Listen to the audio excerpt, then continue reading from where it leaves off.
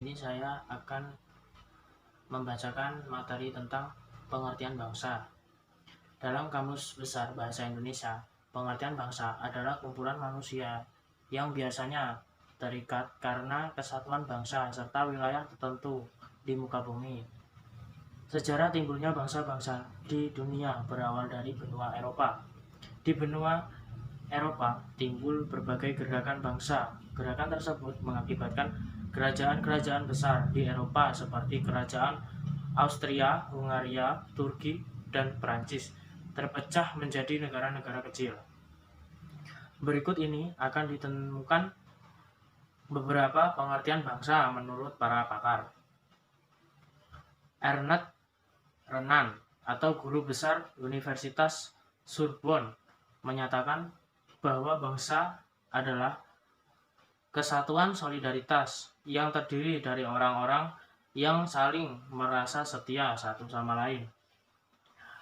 Anderson mendefinisikan pengertian bangsa secara agak lain dibandingkan pakar yang lain. Menurut Anderson, bangsa adalah komunitas politik yang dibayangkan. Komunitas politik yang dibayangkan itu terdapat dalam wilayah yang jelas batasnya dan berdaulat. Mengacu pada pendapat Anderson di atas, menciptaan solidaritas nasional digambarkan sebagai proses pengembangan imajinasi dari kalangan anggota masyarakat tentang komunitas mereka. Dalam pandangan Otto Bauer, bangsa adalah suatu persatuan perangai yang timbul karena persamaan nasib. Anderson dan Bauer dikenal sebagai pakar klasik. Soekarno memiliki pemahaman yang relatif baru dari keduanya. Berkait analisis geopolitiknya, ia menentukan persatuan antara orang dengan tanah airnya sebagai syarat bangsa.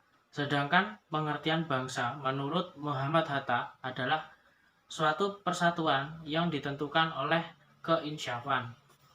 Jadi, pengertian bangsa mengandung intisari dalam elemen pokok berupa jiwa, kehendak, perasaan, pikiran, semangat yang bersamaan membentuk kesatuan. Di sini saya akan menjelaskan tentang pengertian negara. Beraneka ragam pengertian tentang negara diungkapkan oleh beberapa tokoh ilmuwan negara. Pengertian yang lebih kongresif, konkret, dan aktual tentang negara dicetuskan oleh pemikiran-pemikiran abad modern, seperti pendapat dari Cranbrook yang dikuatkan oleh kenyataan adanya organisasi seperti PBB atau Perserikatan Bangsa-Bangsa, dan menurut Lockman, negara itu pada hakikatnya adalah sebuah organisasi kekuasaan yang meliputi dan mencakup kelompok manusia yang disebut bangsa.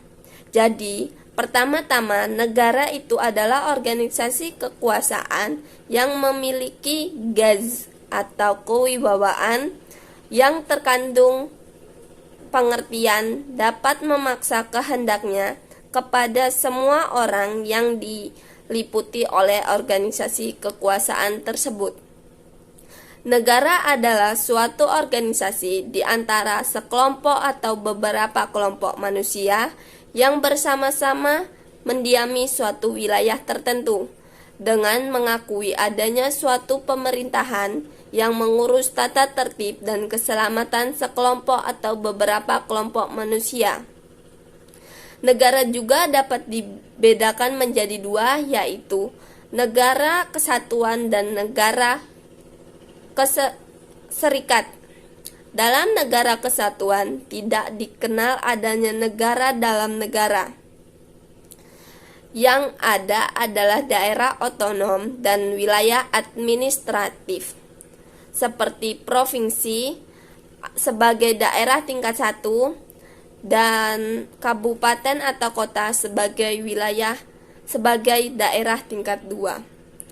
Negara serikat dikenal adanya negara bagian atau terdapat negara dalam negara. Fungsi negara. Harold Laski menyatakan bahwa fungsi negara adalah menciptakan keadaan di mana rakyat dapat tercapai keinginannya secara maksimal. Terlepas dari ideologi yang dianutnya, setiap negara memiliki fungsi sebagai berikut. 1. Melaksanakan penertiban.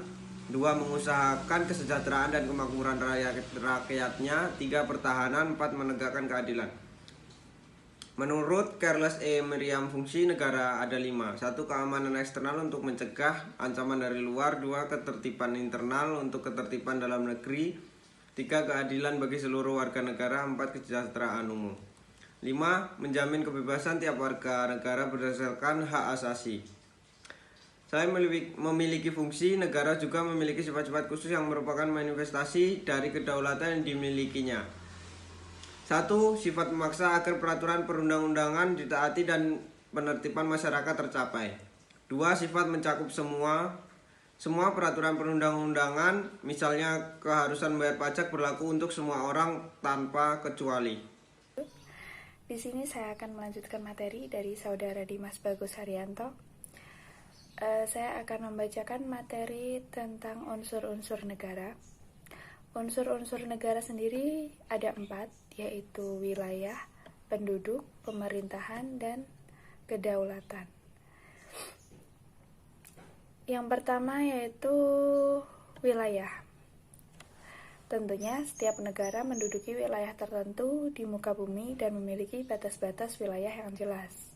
Kekuasaan negara mencakup seluruh wilayah, tidak hanya tanah, tapi laut di sekelilingnya dan angkasa di atasnya. Karena kemajuan teknologi dewasa ini, masalah wilayah menjadi lebih rumit dibandingkan masa lampau. Sebagai contoh, jika pada masa lampau wilayah laut cukup sejauh 3 mil dari pantai, sesuai dengan jarak tembak meriam, maka untuk saat ini menjadi kurang relevan lagi, sebab jarak tembak peluru kendali bisa ratusan mil. Oleh karena itu, beberapa negara termasuk Indonesia telah mengusulkan wilayah laut 12 mil diukur dari titik terluar dan menuntut adanya zona ekonomi eksklusif 200 mil. Yang kedua yaitu penduduk. Setiap negara pasti memiliki penduduk dan kekuasaan negara menjangkau seluruh penduduk di dalam wilayahnya. Penduduk dalam suatu negara biasanya menunjukkan beberapa ciri khas yang membedakannya dari bangsa lain. Perbedaan ini nampak misalnya dalam kebudayaannya, dalam identitas nasionalnya. Kesamaan dalam sejarah, kesamaan bahasa, kesamaan budaya, kesamaan suku bangsa, dan kesamaan agama merupakan faktor-faktor yang mendorong ke arah terbentuknya persatuan nasional dan identitas nasional. Yang ketiga yaitu pemerintahan. Setiap negara memiliki organisasi yang berwenang untuk merumuskan dan melaksanakan keputusan-keputusan yang mengikat seluruh penduduk di dalam wilayahnya. Keputusan-keputusan ini di antara lain berbentuk undang-undang dan berbagai peraturan lainnya. Yang keempat dan yang terakhir, kedaulatan. Unsur esensial yang keempat dari negara adalah kedaulatan. Istilah kedaulatan seringkali dibatasi sebagai kekuasaan tertinggi dan final yang tidak ada tandingnya. Kedaulatan paling tidak mempunyai 2 dimensi, yaitu yang disebut supremasi internal dan kemerdekaan eksternal. Yang pertama berarti adanya kekuasaan yang menjangkau seluruh wilayah negara, sedangkan yang kedua berarti bebas dari pengawasan politik negara lain secara langsung ataupun organisasi internasional. Saya akan melanjutkan materi dari teman saya, yaitu pengertian warga negara. Berbicara tentang warga negara tidak bisa dilepaskan dari pembicaraan tentang penduduk. Penduduk adalah orang yang dengan sah bertempat tinggal dalam suatu negara. Sah dalam artian tidak bertentangan dengan ketentuan-ketentuan dan tata cara masuk dan bertempat tinggal dalam suatu wilayah negara yang bersangkutan. Di dalam suatu negara, biasanya dibedakan antara orang asing dan warga negara. Orang asing adalah orang di luar warga negara. Pada dasarnya, orang asing mendapat perlakuan sama. Perbedaan dari keduanya terletak pada perbedaan beberapa hak, seperti hak politik untuk memilih dan dipilih. Dalam pemilihan umum yang hanya dimiliki oleh warga negara, tidak boleh orang asing. Begitu juga hak untuk diangkat menjadi pejabat negara. Status kewarganegaraan dalam suatu negara biasanya terkait dengan dua asas, yaitu ius sanguinis atau bisa disebut asas keturunan, dan asas ius soli, yaitu asas tempat kelahiran. Adapun hubungan negara dengan warga negara. Sebagai anggota dari negara, maka warga negara memiliki hubungan atau ikatan dengan negara. Hubungan antara warga negara dengan negara terwujud dalam identitas, partisipasi, dan aneka bentuk hak dan kewajiban antara keduanya. Warga negara memiliki hak dan kewajiban terhadap negara dan begitu juga sebaliknya. Hubungan hukum yang cocok antara warga negara dan negara dengan pemerintahan yang berasaskan kekeluargaan adalah sederajat dan timbal balik. Dalam konteks pemerintahan seperti ini, tidak lagi dikenal perbedaan sifat atau hakikat, tetapi yang ada adalah perbedaan fungsi, yang pada hakikatnya merupakan kesatuan. Governance dan governance merupakan komponen yang hakikatnya sama-sama terwujud manusia. Oleh karena itu, keduanya sudah seharusnya merupakan satu kesatuan di dalam mewujudkan kehidupan negara yang manusiawi atau berpihak pada manusia. Sedangkan perbedaan fungsi dari keduanya adalah perbedaan fungsi yang berimplikasi pada perbedaan tugas. Wujud hubungan warga negara dan negara. 1. Peran pasi, yakni merupakan kepatuhan terhadap peraturan perundang-undangan yang berlaku sebagai cermin dari seorang warga negara yang taat dan patuh kepada negara. Contohnya, membayar pajak dan menaati peraturan lalu lintas. 2. Peran aktif, yakni merupakan aktivitas warga negara untuk ikut serta mengambil bagian dalam kehidupan bangsa dan negara. Contohnya, memberikan hak suara pada saat pemilu. 3. Peran positif, yakni merupakan aktivitas warga negara untuk meminta pelayanan dari negara atau pemerintah sebagai konsekuensi dari fungsi pemerintah sebagai pelayanan umum atau public service. Contohnya, mendirikan lembaga sosial masyarakat atau LSM. Yang keempat, ada peran negatif, yakni merupakan aktivitas warga negara untuk menolak campur tangan pemerintah dalam persoalan yang bersifat pribadi. Contohnya, kebebasan warga negara untuk memeluk ajaran agama yang diyakininya. Dan untuk materi terakhir mengenai G, H, dan kewajiban negara. Hubungan antar negara dengan warga negaranya dibatasi oleh hak dan kewajiban masing-masing. Secara umum, hak negara adalah sebagai berikut. A. Hak memaksa. Dapat diartikan sebagai hak untuk memaksakan peraturan-peraturan negara secara legal atau sah.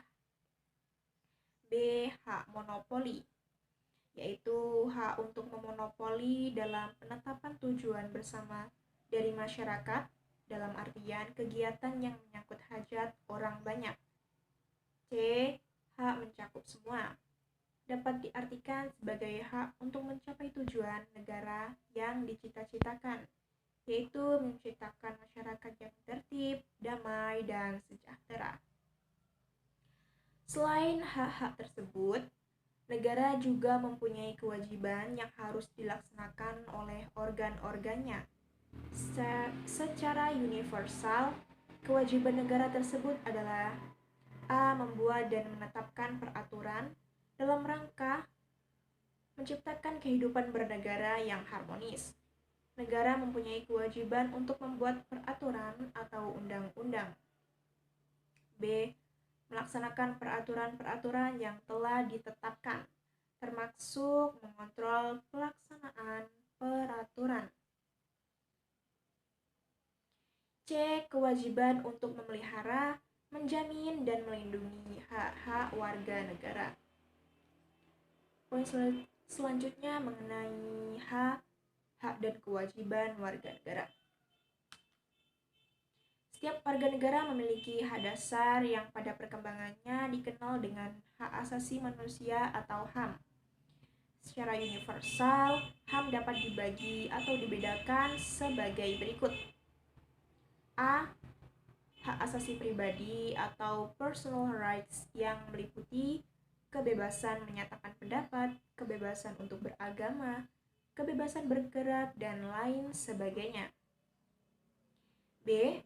Hak asasi ekonomi atau property rights, yaitu hak untuk memiliki sesuatu, membeli, menjualnya, dan memanfaatkannya, serta hak untuk mendapatkan kesejahteraan. C. Hak asasi untuk mendapatkan perlakuan yang sama dalam hukum dan pemerintahan, atau yang biasa disebut rights of legal equality.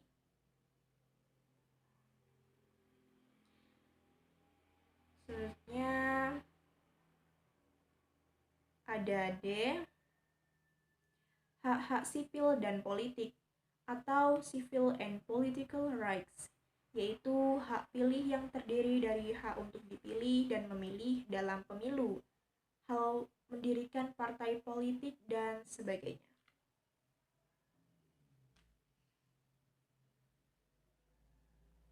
E. Hak asasi sosial dan kebudayaan atau social and cultural rights.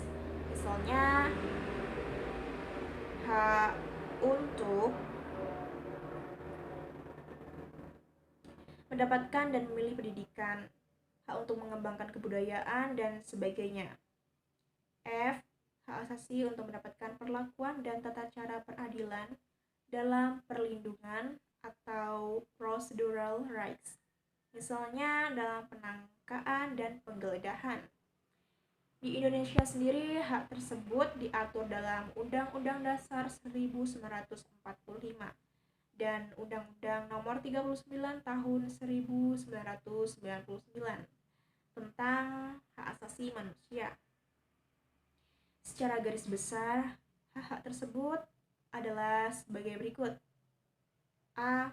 Hak untuk hidup, sebagaimana diatur dalam pasal 28A Undang-Undang Dasar 1945 dan pasal 9 Undang-Undang Nomor 39 Tahun 1999. B. Hak berkeluarga dan melanjutkan keturunan. C. Hak mengembangkan diri. D. Hak memperoleh keadilan. E. Hak untuk kebebasan pribadi. F. Hak atas rasa aman. Kewajiban warga negara secara universal adalah A. Menjunjung tinggi hukum baik yang tertulis maupun yang tidak tertulis. B. Mengakui pemerintahan yang sah, baik pemerintahan daerah maupun pemerintahan pusat. Secara khusus, kewajiban warga negara Indonesia adalah A. Kewajiban untuk ikut serta dalam usaha pembelaan negara atau pertahanan keamanan negara, sebagaimana diatur dalam pasal 30 ayat 1 Undang-Undang Dasar 1945 dan pasal 68 Undang-Undang Nomor 39 Tahun 1999. B. Kewajiban untuk patuh pada peraturan perundang-undangan. C. Kewajiban untuk menjunjung pemerintahan diatur dalam pasal 27 Undang-Undang Dasar 1945. Dan itulah beberapa poin-poin penting mengenai bangsa, negara, dan warga negara yang telah kelompok kami sampaikan. Saya selaku perwakilan dari kelompok 3 mengucapkan terima kasih dan kurang lebihnya kami mohon maaf. Semoga apa yang telah kami sampaikan bisa menjadi ilmu yang bermanfaat bagi teman-teman semua. Amin ya rabbal alamin. Wassalamualaikum warahmatullahi wabarakatuh.